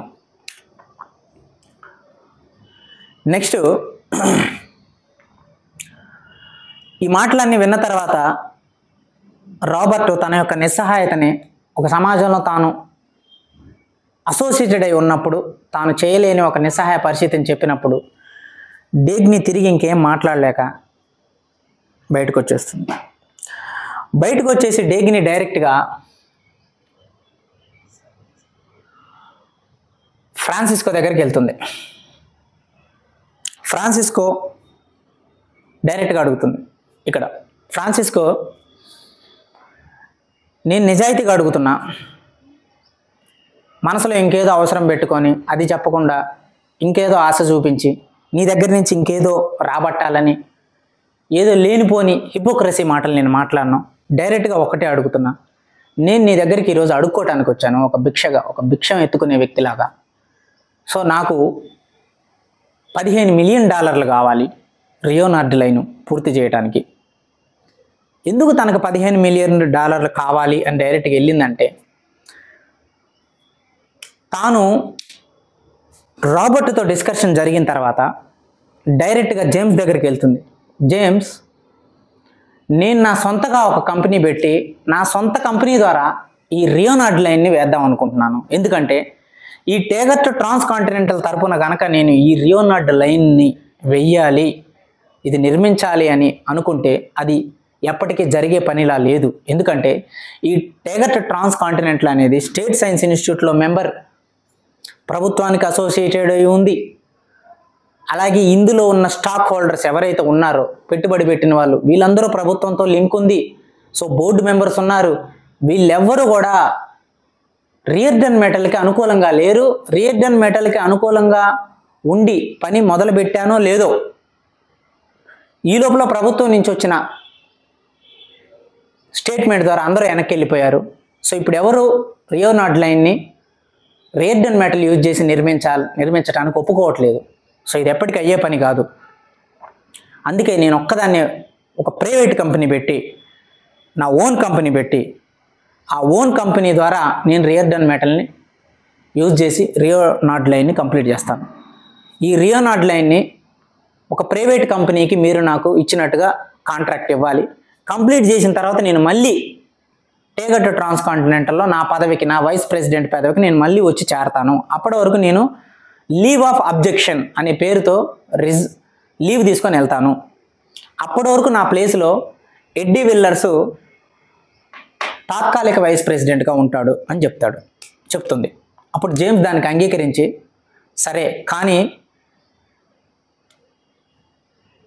Rio నడ్లైన్ టేగట్ trans continental తరపున మాత్రమే పని జరుగుతుంది అన్నట్టుగా బయట వాళ్ళకి తెలియాలి, నువ్వు చేస్తున్నావు అన్నట్టుగా తెలియకూడదు అని చెప్తాడు. ఆ కండిషన్కి ఒప్పుకొని తాను ఒక ప్రైవేట్ కంపెనీ పెట్టి ఈ రియో నడ్లైన్ని ఖచ్చితంగా కంప్లీట్ చేయాలి అని నిర్ణయం తీసుకున్నప్పుడు, ఎలా తన దగ్గర ఇప్పుడు డబ్బు కావాలి, $15 మిలియన్ అవసరమైతే ఈ $15 మిలియన్ ఎవరిని అడగాలి, ఎవరి దగ్గరికి వెళ్ళాలి అంటే తన మనసులో ఫస్ట్ కనపడిన పేరు ఫ్రాన్సిస్కో డి ఆంకోనియా. అందుకని ఫ్రాన్సిస్కో డి ఆంకోనియా దగ్గరికి వెళ్ళి నా దగ్గర ఉన్న మనీ $7 మిలియన్, టేగట్ ట్రాన్స్ కాంటినెంటల్లో నాకు కొంత పెట్టుబడి పెట్టాను, ఆ పెట్టుబడి డబ్బులు కానీ నా దగ్గర ఉన్న ఓన్ మనీ కానీ ఒక $7 మిలియన్ ఉన్నాయి, ఇంకొక $8 మిలియన్ కావాలి నాకు ఫ్రాన్సిస్కో, నువ్వు ఇవ్వాలి అని అంటుంది. ఫ్రాన్సిస్కో ఇవ్వనని చెప్తాడు డైరెక్ట్గా. మళ్ళీ అడుగుతుంది, నేను ఒక భిక్షం ఎత్తుకునే వ్యక్తిలాగా నీ దగ్గర అడుగుతున్నాను, నువ్వు ఇప్పటికీ అమ్మాయిల గురించి ఎంతో డబ్బు ఖర్చు పెట్టావు, నీ సరదాలకి సంతోషాలకి నీ తిరుగుళ్ళకి ఎన్నో డబ్బులు ఖర్చు పెట్టావు, నాకు తెలుసు $8 మిలియన్ అంటే నీకు జస్ట్ లైక్ దట్ అని, ఇస్తావా అని అడుగుతుంది. కానీ అతను ఇవ్వడు. నేను ఇవ్వను అని చెప్తాడు. ఎందుకు ఇవ్వలేనో కూడా నేను నీకు చెప్పలేనో అర్థం చేసుకో అంటాడు. సో డేగ్ని చివరిసారిగా అడిగి అప్పుడు కూడా తిరస్కారానికి గురై ఏమీ చేయలేని పరిస్థితిలో వెళ్ళిపోవాలని నిర్ణయం తీసుకుంటుంది. వెళ్ళిపోయేటప్పుడు నువ్వేం పేరు పెట్టాలనుకుంటున్నావు, నీ రియో నడ్లైన్ ఏదైతే రియో నడ్లైన్ ఉంటుంది కదా, ఈ రియో నడ్లైన్ తాను పెట్టే కొత్త కంపెనీ ద్వారా కంప్లీట్ చేయాలనుకుంటుంది కదా, సో అప్పుడు దానికి ఒక పేరు పెట్టాలి తను.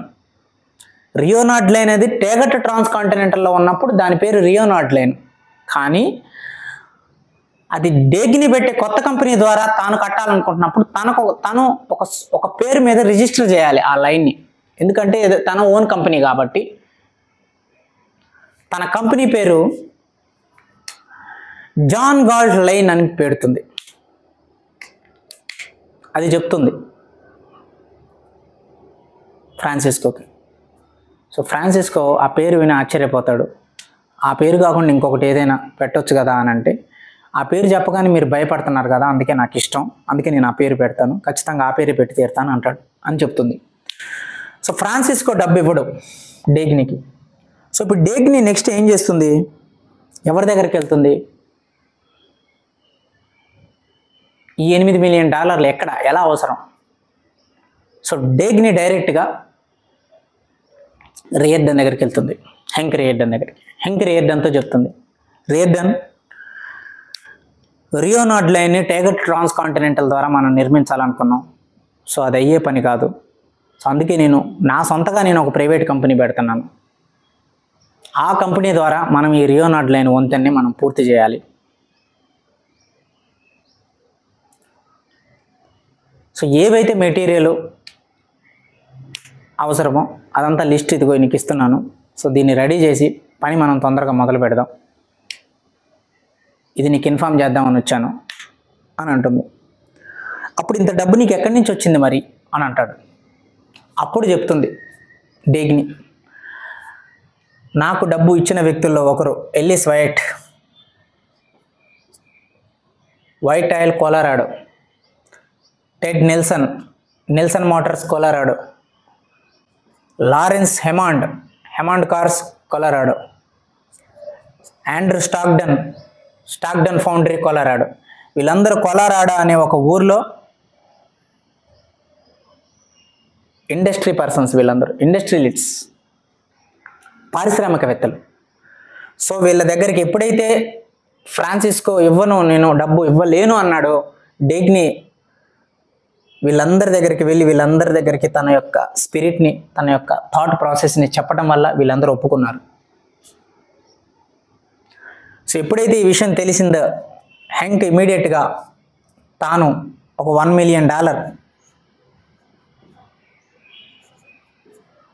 మిలియన్ చెక్ ఇస్తాడు డేగ్నికి, తన పెట్టుబడిగా తను పెట్టే కొత్త కంపెనీకి. సో సో దానికి డేగ్ని చాలా సంతోషిస్తుంది. సో పని తొందరగా మొదలు పెట్టాలని చెప్పి సో అక్కడి నుంచి డేగ్ని హ్యాంక్ రియార్డన్ కన్వర్జేషన్ కంప్లీట్ అవుతుంది. సో నెక్స్ట్ హ్యాంక్ రియార్డన్ దగ్గరికి వాళ్ళ అమ్మగారు వస్తారు.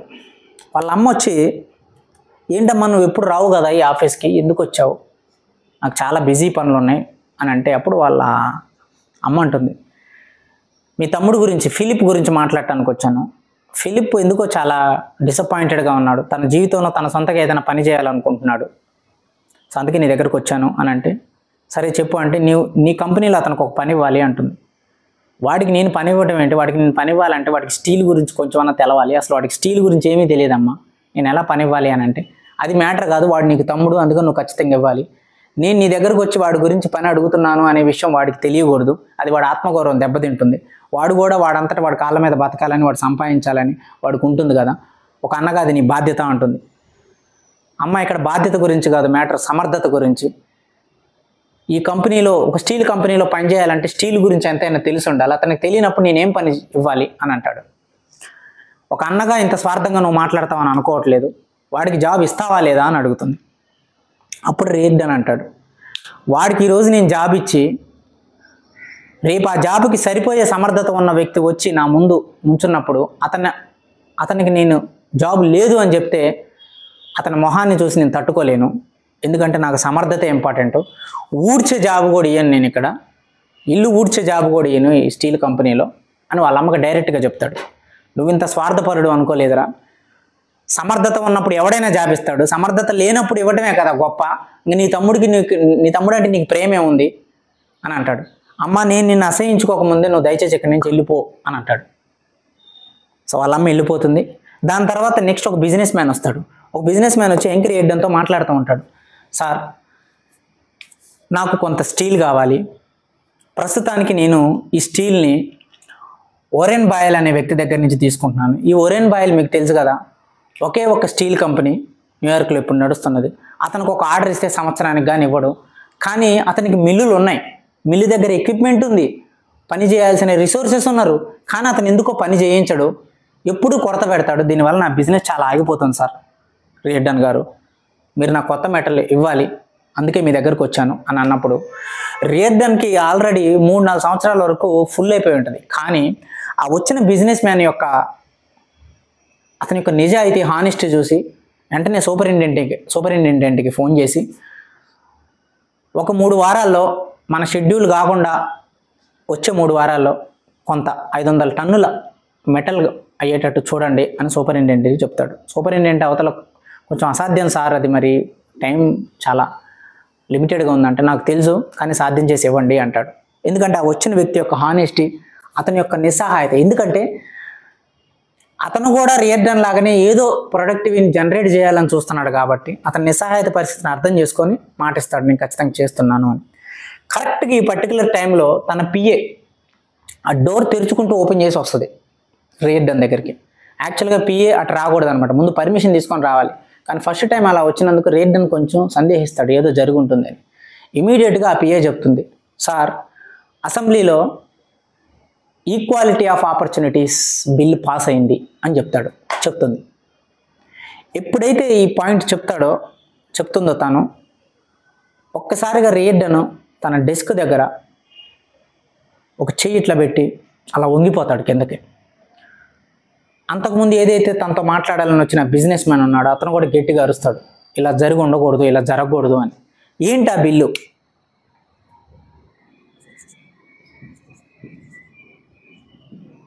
Equalisation of opportunities. ఏమిటి ఈక్వలైజేషన్ ఆఫ్ ఆపర్చునిటీస్ అంటే, ప్రతి ఒక్కరికి సమానమైన అవకాశాలు కల్పించాలి అనేది ఈ బిల్లు యొక్క ఉద్దేశం. ఏమిటి ఆ బిల్లు యొక్క ఉద్దేశం? ఆ ఉద్దేశం వెనుక కారణాలు ఏంటి? ఏ వ్యక్తి కూడా ఒక వ్యాపారానికి మించి 2 వ్యాపారాలు చేయకూడదు. దీనివల్ల రియార్డన్కి వచ్చిన నష్టం ఏంటి, ఎందుకు అంత షాక్ అయ్యారు వాళ్ళు అని అంటే, ఈ equalisation of opportunity bill US assembly pass చేసింది, బిల్ పాస్ చేసింది అసెంబ్లీలో.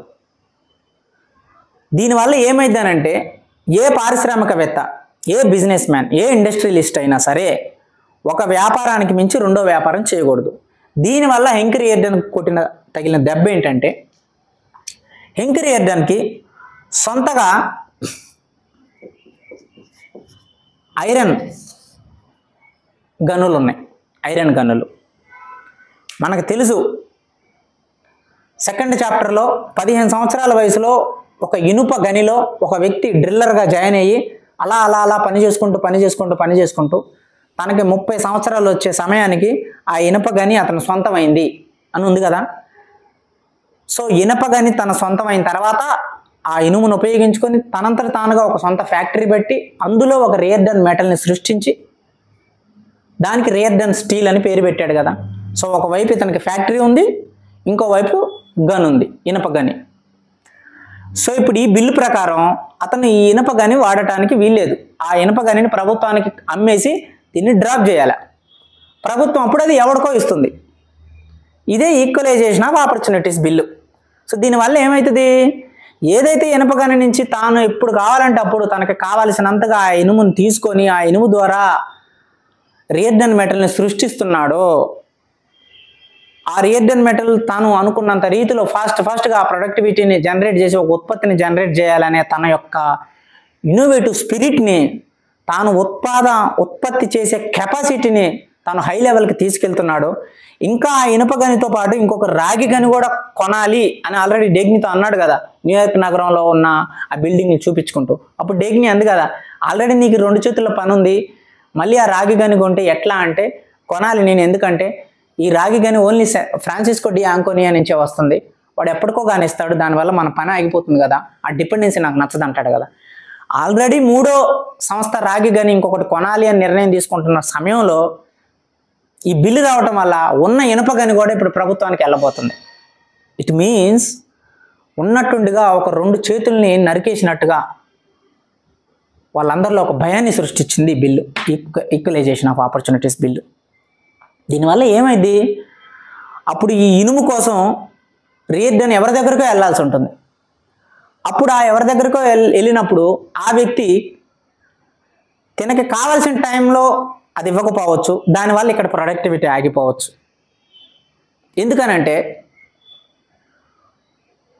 ఒక ఇనుప గని మాత్రమే ఉన్నప్పుడు 10 మంది కస్టమర్లు వచ్చినప్పుడు ఆ 10 మందికి అతను తన దగ్గర ఉన్న రిసోర్సెస్ని 1 by 1 ప్రియారిటైజ్ చేసి ఇచ్చినప్పుడు అందరూ వెయిట్ చేయాలి కదా. ఆ వెయిట్ చేసి ఆ డిపెండెన్సీ ప్రక్రియలోనే కదా ఈ హెంక్రీ రియార్డన్ దగ్గరికి ఇంతకుముందు ఒక బిజినెస్ మ్యాన్ వచ్చి, ఓరెన్ బాయిల్ దగ్గర నేను ఇంతకుముందు స్టీల్ తీసుకున్నాను, కానీ ఇప్పుడు అతను నాకు అంతగా టైంకి ఇవ్వట్లేదు, 2 సంవత్సరాలు అయింది ఇప్పటికీ నేను ఆర్డర్ ఇచ్చి, నా బిజినెస్ అంతా ప్రొడక్షన్ ఆగిపోయింది, నా కస్టమర్స్ నన్ను చాలా నమ్ముకున్నారు అంటాడు కదా. రేపు ఇదే పరిస్థితి రియార్డన్కి వస్తుంది. రియార్డన్ ఆ పరిస్థితి రాకూడదనే కదా సొంతగా తన ఇనుప ఖనిజ గనిని తనే కొనుక్కున్నాడు, తనే సొంతం చేసుకున్నాడు. ఎప్పటి నుంచి, 15 సంవత్సరాల వయసులో ఉన్నప్పటి నుంచి ఆ గనిలో పని చేస్తూ ఒక లేబర్ నుంచి వర్కర్ నుంచి ఇంజనీర్గా, సూపర్వైజర్గా వచ్చి చివరికి ఆ గనిని తన సొంతం చేసుకున్నాడు. అప్పుడు ఈ హెంక్రీ రియార్డన్ మనసులో అనుకుంటాడు అన్నమాట, అసలు జీవితం మొత్తం మీద ఇనుప ఖనిజం ఎలా ఉంటుందో, దాని డైమెన్షన్ ఏంటో, దాని పారామీటర్ ఏంటో, దాని డెప్త్ ఏంటో తెలవని వాడు, ఏ రోజు ఇనుప ఖనిజం గనిలో వచ్చి పని చేయని వాడు, ఆ ఖనిజం మెటీరియల్ చేయడానికి ఎంత కష్టపడాలో తెలియని వాడు, ఆ ఖనిజం క్రియేట్ చేయాలంటే అసలు ఒక నమూనా ఎట్లా డిజైన్ చేయాలి, దానికి ఏ రిసోర్సెస్, ఎంత మెటీరియలిస్టిక్ ఇన్ఫ్రాస్ట్రక్చర్ కావాలో కనీసం మినిమం అవగాహన లేని ఒక ముక్కు మొహం తెలియని వాడు ఎవడో అసెంబ్లీలో ఈ బిల్లు పాస్ చేశాడు. ఆ ముక్కు మొహం తెలియని వాడు ఎవడో ఎన్నో సంవత్సరాల రక్తం చిందించి, నా రక్తం చుక్కలు చుక్కలుగా దారబోసి దాని ద్వారా రియార్డన్ స్టీల్ అనే ఒక కంపెనీని సృష్టించాను, మొత్తం కొలాప్స్ చేశాడు. ఎవడో ఆ ముక్కు మొహం తెలియని వాడు ఎక్కడో అసెంబ్లీలో కూర్చొని అని ఆ డిస్క్ దగ్గర ఆలోచిస్తూ ఉంటాడు. కానీ మళ్ళీ తనలో తాను అనుకుంటాడు, నేను ఇలా నిరాశపడకూడదు, కుంగిపోకూడదు. అప్పటికి పిఏ ఏడుస్తూ ఉంటుంది. సో అప్పటికి ఒక 8 మంది 9 మంది వెయిట్ చేస్తూ ఉంటారు నెక్స్ట్ ఆర్డర్ల కోసం వచ్చిన వాళ్ళు. అయినా సరే ఈ విషయాన్ని కొంచెం పక్కకు పెట్టి వాళ్ళందరి ఆర్డర్ల గురించి మాట్లాడి చివరికి అలా రాత్రి అవుతుంది టైం. రాత్రి అయిన తర్వాత తన పిఏని పిలుస్తాడు, అసిస్టెంట్ని, పర్సనల్ సెక్రటరీని పిలిచి, ఇంకా నువ్వు ఈరోజు ఇంటికి వెళ్ళిపోవచ్చు అని అంటే తను ఏడుస్తూ ఉంటుంది. అప్పుడు అంటాడు రియార్డన్, నువ్వు ఏడవద్దు, నా సమర్థతని నువ్వు చాలా తక్కువ అంచనా వేసావు కదా, అందుకే నువ్వు ఇంత తొందరగా ఏడుస్తున్నావు అని అంటాడు. అప్పుడు ఆ పర్సనల్ సెక్రటరీ అంటుంది, అది నేను ఒప్పుకున్నాను సార్, కానీ ఇలా జరిగితే ఎలా, ఇప్పుడు దీని నుంచి మీరు ఎట్లా బయటపడతారు? ఎందుకంటే తాను ఎన్నో సంవత్సరాల నుంచి నమ్మకస్తురాలుగా తన దగ్గర పనిచేస్తుంది కాబట్టి, అతని కష్టాన్ని చూసింది కాబట్టి, ఒక్కసారిగా అతను సృష్టించుకున్న సామ్రాజ్యాన్ని ఈ పొలిటికల్ డెమోక్రసీ అనే పేరుతో ఒక్కసారిగా అసెంబ్లీలో బిల్లు పాస్ చేయటం వల్ల అది ఎంత పెయిన్ఫుల్గా ఉంటుందో తను కూడా ఫీల్ అయ్యి ఏడుస్తుంది. అప్పుడు తనకి చెప్పి దీని నుంచి మనం ఎలా బయటపడాలి ఏంటి అనే విషయం నేను ఆలోచిస్తాను, నువ్వు నా కోసం ఇంత పని చేసినందుకు థ్యాంక్స్ అని చెప్పి తను పంపిస్తాడు. నువ్వు మళ్ళీ రేపురా, ఈరోజైతే ఆఫీస్ పని అయిపోయినట్టే, నా కోసం వెయిట్ చేయాల్సిన అవసరం లేదు నువ్వు అని అంటే తను వెళ్ళిపోతుంది ఆ పర్సనల్ సెక్రటరీ. వెళ్ళిపోయిన తర్వాత హెంక్ రియార్డన్ అక్కడ కూర్చుంటాడు డెస్క్ దగ్గర. కూర్చొని తన డెస్క్ దగ్గర తాను పడ్డ కష్టం, 15 సంవత్సరాల వయసు నుంచి తాను చేసిన శ్రమ, తన విజను, తన హార్డ్ వర్క్, తన ఎఫర్ట్స్, తన యొక్క గ్రాఫ్ మొత్తం ఒకసారి ఆలోచించుకొని, ఈ క్షణంలో నాకు ఎవడన్నా ఒక స్నేహితుడు ఉంటే బాగుండు, డేగ్నీకి అధైర్యం అనిపించినప్పుడు నా దగ్గరకు వస్తుంది, ఈ పర్సనల్ సెక్రటరీకి అధైర్యం అనిపించినప్పుడు నా దగ్గరకు వచ్చి ఏడ్చింది. చిన్న చిన్న కస్టమర్లు ఎవరైతే ఉంటారో స్టీల్ కావాల్సిన వాళ్ళు ఒక కొత్త మెటల్తో ఏదైనా చేద్దాం అనుకున్నప్పుడు ధైర్యంగా నేను కనపడుతున్నాను, కానీ మరి నాకెవరు ధైర్యం? మా అమ్మకి కానీ, నాన్నకి కానీ, భార్యకి కానీ, తమ్ముడికి కానీ, నా పర్సనల్ సెక్రటరీ కానీ, వీళ్ళందరికీ నేను ధైర్యంగా కనిపిస్తున్నాను. మరి నాకు కూడా ఒక ధైర్యం కావాలి కదా. నేను బాధలో ఉన్నప్పుడు నా చెయ్యి పట్టుకోవడానికి, నేను పక్కన నిలబడి ఒక ఓదార్పు పొందటానికి నాకు ఒక వ్యక్తి, ఒక తోడు కావాలి కదా, నేను మనిషినే కదా అని అనుకుంటాడు. అనుకున్నప్పుడు ఆన్ ద స్పాట్ అతని మైండ్లో ఒక పేరు వినపడుతుంది. పేరు ఫ్రాన్సిస్కో డి యాంకోని. ఎందుకంటే ఫ్రాన్సిస్కో డి యాంకోనియా రియార్డన్ పెళ్లి రోజు వచ్చినప్పుడు ఒక విషయం చెప్తాడు, నువ్వేంటి అనేది సమాజానికి క్లియర్గా చెప్పాలి, నువ్వేంటి అనేది నీ ఫ్యామిలీకి క్లియర్గా చెప్పాలి. అలా చెప్పని పక్షంలో వాళ్ళ నుంచి ఏదైతే ఫీలింగ్స్ వస్తాయో వాటి వల్ల నువ్వు గిల్ట్ ఫీల్ అయ్యే ప్రమాదం ఉంది. ఈ సమాజం నుంచి చాలా అటాకింగ్ వస్తుంది నీకు, దానికి నువ్వు రెడీగా ఉండు అని అంటాడు. ఆ మాటలు ఫస్ట్ టైం గుర్తొస్తాయి తనకి, కానీ మళ్ళీ ఇమీడియట్గా ఇలా వద్దు, నేను ఇలా అనుకోకూడదు, ఎవరి సహాయం కోసమో ఎవరి దగ్గరకో వెళ్ళి నేను డిపెండెన్సీ కోరుకోవటం ఏంటి అని ఒక క్షణం మళ్ళీ ఆ ఆలోచన తీసేస్తాడు. తీసేసి నెక్స్ట్ డెస్క్ దగ్గర కూర్చుంటాడు. అలా ఆలోచించి ఒక శూన్యం, ఒక ఎంటీ స్టేట్లోకి వెళ్ళిపోయి మళ్ళీ ఒక్కసారి ఆ పెన్ను తీసుకుంటాడు. ఆ స్కెచ్ తీసుకొని ఒక డయాగ్రామ్స్ గీస్తూ ఉంటాడు ఫాస్ట్గా గీసి డేగ్నీకి కాల్ చేస్తాడు. డేగ్నీ ఆల్రెడీ కొలరాడోలో ఉంది. ఫోన్ చేసి, డేగ్నీ,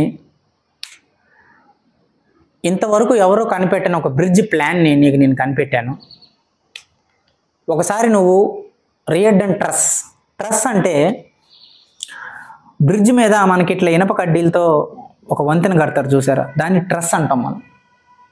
అక్కడక్కడ మనకి కొన్ని బ్రిడ్జ్లు ఉంటాయి, ఇనప బ్రిడ్జ్లు, ఆ పట్టుకోవటానికి ఇనప కడ్డీలతో చేసింది, వాటిని ట్రస్ అంటారు. మనకి రైల్వే స్టేషన్లో కూడా ఉంటాయి.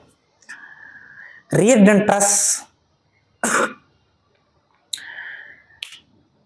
ట్రస్ అని ఒకసారి నీకు చెప్పాను, నా ఐడియా గుర్తుందా? చాలా బాగుందని కూడా నువ్వు మెచ్చుకున్నావు. ఈ ప్రపంచంలో ఇంతవరకు ఎవరో కనిపెట్టని అలాంటి ఒక గొప్ప డిజైన్ని నేను ఈరోజు నీ కోసం కనిపెట్టాను, నీ వంతెన కోసం కనిపెట్టాను.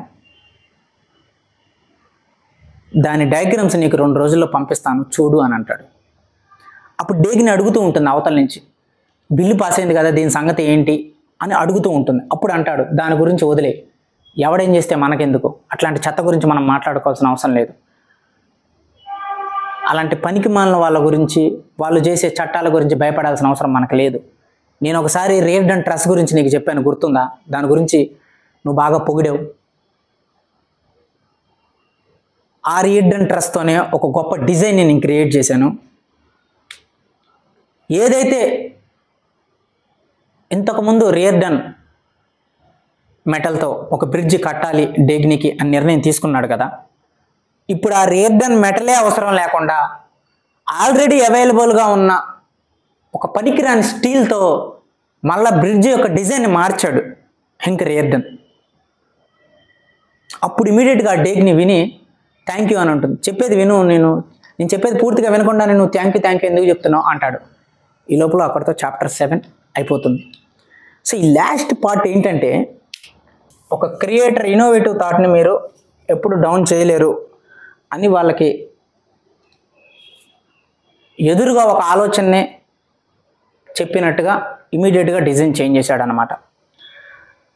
మీరు నా మెటల్ని ఆపారు, నా మెటల్ ప్రొడక్షన్ ఆపారు, కానీ నా ఇంజనీరింగ్ స్కిల్స్ని మీరు ఆపలేరు అని చెప్పి డిజైన్ చేంజ్ చేశాడు.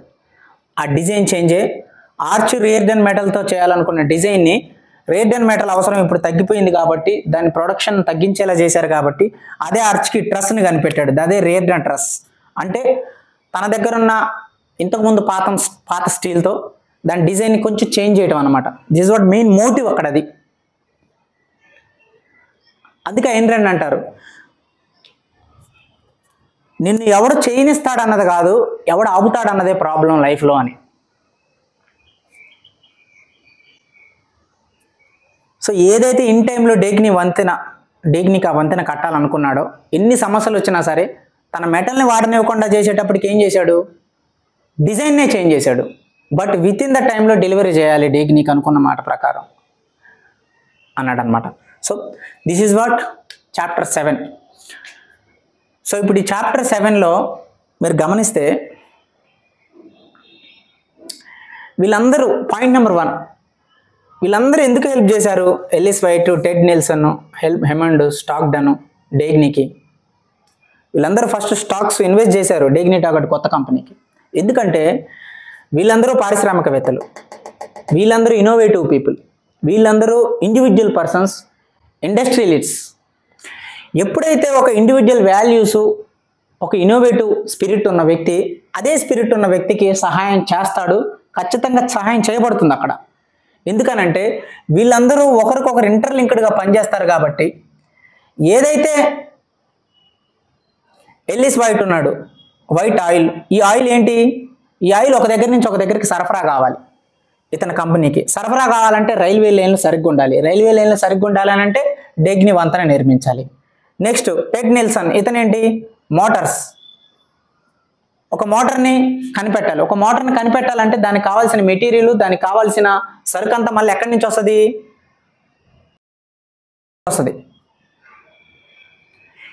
ఏదైతే మోటార్కి కావాల్సిన ఐరన్ సరుకు ఉంటుందో అదంతా మళ్ళీ ఎవరి దగ్గర నుంచి వస్తుంది? హ్యాంక్ రియర్డన్ దగ్గర నుంచి వస్తుంది. Andrew Stockton Foundry. ఈ ఫౌండ్రీ ఏంటి? ఇది పైప్ కంపెనీ. ఒక పైపుకి కావాల్సిన ముడి సరుకు కూడా మళ్ళీ ఎక్కడి నుంచి వస్తుంది? హ్యాంక్ రియర్డన్ దగ్గర నుంచి వస్తుంది. అంటే మెటీరియల్ అక్కడే ప్రాపర్గా డిజైన్ అవుతుంది. అంటే వీళ్ళందరూ ఒకరికొకరు ఇంటర్లింక్డ్.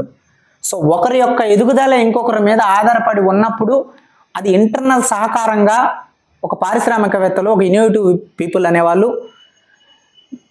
నా మీద నీకు డిపెండెన్సీ ఉంది, నీ మీద నాకు డిపెండెన్సీ ఉంది, కానీ అది ఒకరి మీద ఒకరు అధికారం చూపించుకునే డిపెండెన్సీ కాదు. నేను ఎదుగుతూ నాతో పాటు నువ్వు ఎదిగే ఒక అవకాశం, the possibility, it is a opportunity అని చెప్పి వీళ్ళందరూ ఇక్కడ స్టాక్స్ డేగ్ని ఇన్వెస్ట్ చేశారు, డేగ్ని కొత్త కంపెనీలో. కానీ వీళ్ళందరికీ ఆపోజిట్గా ఎవరు పనిచేశారు? స్టేట్ సైన్స్ ఇన్స్టిట్యూట్ ఆపోజిట్గా పనిచేసింది, యుఎస్ అసెంబ్లీ ఆపోజిట్గా పనిచేసింది, James Taggart, Orren Boyle, Robert Stadler, doctor Ferris, mister Mowen, వీళ్ళందరూ ఆపోజిట్గా పనిచేశారు. ఎవరెవరికి? డేగ్ని టాగట్కి, హ్యాంక్ రియర్డన్కి. ఇట్ మీన్స్ ప్రభుత్వం అనేది ఎప్పుడూ కూడా వాటి సరిహద్దుల్లో పనిచేయకుండా ఒక క్రియేటర్ యొక్క వర్క్ని డిస్టర్బ్ చేస్తే ఆ క్రియేటరు చివరికి నిరాశ చెందకుండా తన డిజైన్నే మార్చుకున్నాడు.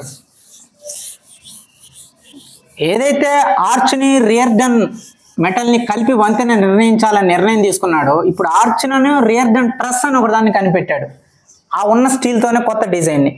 So it means it is indicating mind,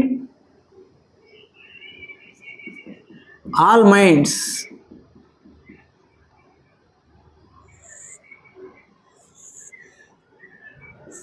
ఒక ఇండివిజువల్ మైండ్కి all మైండ్స్కి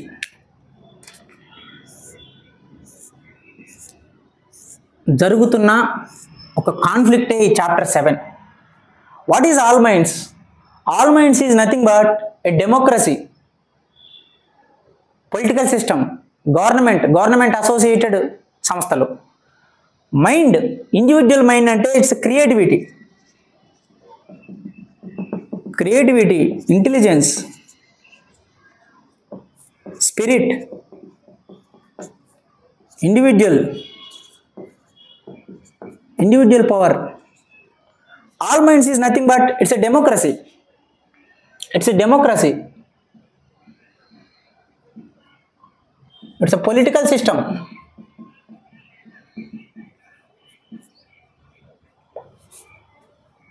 It's a communism. It's a people society. This is all belongs to all minds. This is just belongs to the mind's individuality. So ఈ యొక్క మైండ్కి ఈ all మైండ్స్కి మధ్య conflict జరుగుతూ ఉంటుంది ఎప్పుడు. ఎందుకంటే ఈ ఇండివిజువల్ మైండ్ని ఆల్ మైండ్స్ ఎప్పుడు అటాక్ చేస్తూ ఉంటాయి. డెమోక్రసీ రూపంలో, పొలిటికల్ సిస్టమ్ రూపంలో, కమ్యూనిజం రూపంలో, పీపుల్ సొసైటీ రూపంలో. ఇలా చేస్తున్నప్పుడు ఏమవుతుందనంటే, ఏదైతే రేర్ మెటల్ 100 కంపెనీలు 100 సైంటిస్టులు కనిపెట్టలేని ఒక మెటల్ని ఒకే వ్యక్తి ప్రైవేట్గా కనిపెట్టాడు. సో ఈ వ్యక్తిని ఇప్పుడు అలో చేస్తే ఈ 100 ఇన్స్టిట్యూషన్స్, ఈ 100 ఆర్గనైజేషన్స్ డౌన్ అయిపోతాయి. అలా డౌన్ అవ్వకూడదు. అలా డౌన్ అయితే వాళ్ళ యొక్క జీవితాలకు నష్టం వస్తుంది. అప్పుడు ఇతన్ని అటాక్ చేయాలి.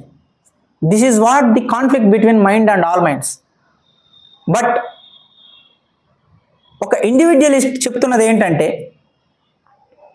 మీరు ఇక్కడ సింపుల్ ఎగ్జాంపుల్, వాళ్ళ అమ్మగారు వస్తారు హెంక్ రియార్డన్ దగ్గరికి, మీ తమ్ముడికి నువ్వు జాబ్ ఇవ్వాలి అన్నప్పుడు ఏమని చెప్తాడు? తమ్ముడికి స్టీల్ గురించి ఏమీ తెలియదు అని అంటాడు. ఏమీ తెలియాల్సిన అవసరం లేదు, వాడు నీ తమ్ముడు, వాడికి నువ్వు ఉద్యోగం ఇవ్వాలి అంతే, ఇంత జీతం ఇవ్వాలి. అండ్ దట్టు నేను వచ్చి వాడి గురించి నీ దగ్గర అడిగినట్టు కూడా చెప్పొద్దు, వాడికి ఆత్మగౌరవం దెబ్బతింటుందని చెప్తుంది. అంటే ఒక తల్లిగా ఆమె మైండ్ సెట్ ఏంటంటే, నువ్వు అన్న కాబట్టి వాడికి సమర్థత ఉన్నా లేకపోయినా నువ్వు వాడికి ఛాన్స్ ఇవ్వాలి, ఒక పని ఇవ్వాలి, వాడికి వచ్చినా రాకపోయినా వాడికి జీతం ఇవ్వాలి అని చెప్తుంది. రియార్డన్ ఏమంటాడు? స్టీల్ గురించి అసలు ఒక ముక్క కూడా తెలవని వాడికి నేనేమి ఇవ్వాలి, ఇక్కడ ఊడ్చే పని కూడా ఇవ్వను, జస్ట్ గెట్ అవుట్ అంతే. రేపు ఇందులో ఏదైనా ఒక ఉద్యోగం నేను వాడికి ఇచ్చి, రేపు ఇంకొక వ్యక్తి ఎవరో ఆ ఉద్యోగం నిజంగా చేయగలిగిన సమర్థత ఉన్న వ్యక్తి వచ్చి నా ముందు నిలబడితే అతని మొహం నా ముఖాన్ని ఆ వ్యక్తికి నేను చూపించలేను. నువ్వు దయచేసి నీ మీద అసహ్యం రాకముందు ఇక్కడ నుంచి వెళ్ళిపో అమ్మా అంటాడు. దట్ ఈస్ ఎఫిషియన్సీ,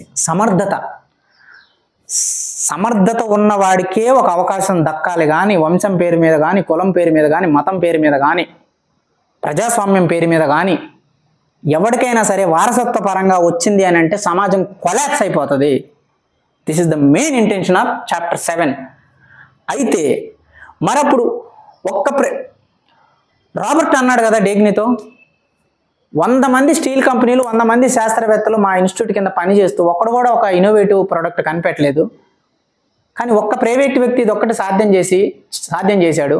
అతన్ని సమాజంలో, అతన్ని మార్కెట్లోకి వదిలేస్తే మిగతా వాళ్ళ పరిస్థితి ఏంటి అని అంటాడు. మరి ఏంటి ఆ మిగతా వాళ్ళ పరిస్థితి ఏంటంటే, అప్పుడు వాళ్ళకున్న సమర్థత ఏంటి, వాళ్ళకున్న మార్కెట్ ఎఫిషియన్సీ ఏంది అనేది దానికి తగ్గట్టుగానే వాళ్ళు బతుకుతారు. There is no wrong in that, right? 100 మార్కులు వచ్చినోడు 100 మార్కులు ఉన్న స్థాయికి తగ్గట్టు వాడు వెళ్ళాలి. 70 వచ్చిన 70 మార్కుల స్థాయిలో ఉన్నట్టు వాడు వెళ్తాడు కదా, తప్పే ఉంది. ఒక మనిషిగా నిన్ను గౌరవిస్తున్నావు, నువ్వు నన్ను గౌరవిస్తున్నావు, బట్ నువ్వు నాకన్నా ఎఫిషియెంట్గా ఉన్నావు, నువ్వు నాకన్నా ఎక్కువ ప్రొడక్టివిటీని జనరేట్ చేయగలుగుతున్నావు, then you need more opportunity than me. In such a way that society will evolve, productivity will improve అనేది చాప్టర్ 7 యొక్క ముఖ్య ఉద్దేశం. అందుకే దోపిడీదారులు,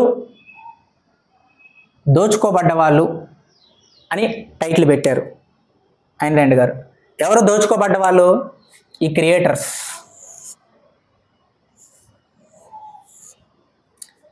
ఈ ఇండివిజువల్, ఈ పారిశ్రామికవేత్తలు. ప్రొడక్టివిటీని పెంచాలి, ఎకానమీని డబుల్ చేయాలి, దేశాన్ని ముందుకు నడిపించాలి in rational way, with moral వాల్యూస్తో అనుకున్న వాళ్ళు దోచుకోబడ్డ వాళ్ళు. దోపిడీదారులు ఎవరు? ప్రజాస్వామ్యం, ప్రజలకి సమన్యాయం చేయాలి, అందరికీ సమాన హక్కులు కావాలి అని చెప్పేవాళ్ళు, పొలిటికల్ సిస్టమ్ని అడ్డు పెట్టుకొని వ్యక్తిగతమైన సృజనాత్మకతని దెబ్బకొట్టేవాళ్ళు, కమ్యూనిజం పేరుతో ఇండివిజువల్గా ఎదగాలనుకునే వ్యక్తుల్ని ఎదగనివ్వకుండా చేసి పక్క దేశానికి వలస వెళ్ళేటట్టు చేసేవాళ్ళు, సొసైటీ పేరుతో వాళ్ళ స్వార్థం కోసం వాళ్ళ చాతకంతనాన్ని సొసైటీ పేరుతో వాడుకునేవాళ్ళు. వీళ్ళందరూ దోపిడీదారులు. This is what chapter 7. అయితే చాప్టర్ 7లో నాకు నచ్చిన డైలాగు ఏంటంటే, సమ్ వెరీ పవర్ఫుల్ డైలాగ్ అది. డాక్టర్ ప్రిచెట్ వచ్చి, ఈ రియార్డన్ మెటల్ కనిపెట్టడానికి నువ్వు 1.5 సంవత్సరం టైం పెట్టావు కదా, నీకు ఎంత ఖర్చు అయిందంటే $1.5 మిలియన్ అంటాడు. అన్నప్పుడు డాక్టర్ ప్రిచెట్ ఒక చెక్ బుక్ ఇచ్చి, దీని మీద నీకు ఎంత కావాలో అంత రాసుకో, నీ రేట్ ఎంత అని అడుగుతాడు. అప్పుడు రియార్డన్ అంటాడు, మీరు రేట్ అడుగుతుంది రియార్డన్ కనిపెట్టిన రియార్డన్ మెటల్ కా అంటాడు. అంటే అతను అక్కడ డబ్బుకు లొంగట్లా. అతను తలుచుకుంటే అక్కడ $100 మిలియన్ వేయొచ్చు నెంబరు. అతను డాక్టర్ ప్రిచెట్ అంటాడు, నువ్వు 50-70 సంవత్సరాలు, నీ వయసు 30, నువ్వు ఒక 40 సంవత్సరాలు బతికితే, ఈ 40 సంవత్సరాల్లో నువ్వు ఈ రియార్డన్ మెటల్ ద్వారా నువ్వు ఏదైతే సంపాదించాలనుకుంటున్నావో దానికి 100 రెట్లు నువ్వు ఆ చెక్ బుక్ మీద రాయొచ్చు, ఇంతకన్నా నీకేం కావాలంటాడు. అయినా అతను రాయడు అక్కడ. ఎందుకు? ఈ రియార్డన్ మెటల్ నాది, నా సొంత మెటల్ని నేను అమ్ముకోవడం ద్వారా నాకు వచ్చే డబ్బు, నేను సంపాదించిన డబ్బు, అది నాకు ఒక చైతన్యాన్ని ఇస్తుంది, అది నాకు ఒక ఆనందాన్ని ఇస్తుంది. మీరు ఒక తెల్ల పేపర్ ఇచ్చి ఆ తెల్ల పేపర్ మీద ఒక నెంబర్ రాస్తే ఆ డబ్బు నాది కాదు, ఎవరిదో డబ్బు నా దగ్గరకు వచ్చినప్పుడు అది నాకు ఆనందాన్ని ఎలా ఇస్తుంది? అది నా రక్తంలోంచి, నా థాట్లో నుంచి, నా థాట్ ప్రాసెస్లోంచి, నా శ్రమలోంచి రావాలి కదా. That is what the spirit, that is what the creator mind set, that is what the innovative people spirit అనమాట. అంటే తన క్రెడిట్ మాత్రమే తను తీసుకుంటాడు, వేరే వాళ్ళ క్రెడిట్ని ఇది నాది అని తీసుకోడు, వేరే వాళ్ళ క్రెడిట్ ఇది నాది అని చెప్పుకోడు. ఇది నా, అందుకే అంటాడు అక్కడ, నువ్వు సంపాదించేదానికన్నా ఎక్కువ డబ్బులు ఇస్తున్నావు కదా, మరి దీనివల్ల నీకు వచ్చే ఆనందం ఏంటంటే, ఇది నా మెటల్ ద్వారా నేను సంపాదించుకునేది నాకు ఆనందాన్ని ఇస్తుంది అంటాడు. అందుకే అంటాడు రియార్డన్ స్టీల్ అని రాస్తాడు అక్కడ పేరు. చాప్టర్ 8లో కలుద్దాం. అప్పటి వరకు సెలవు. నేను రాకింగ్ రవి. జై హింద్, జై భారత్.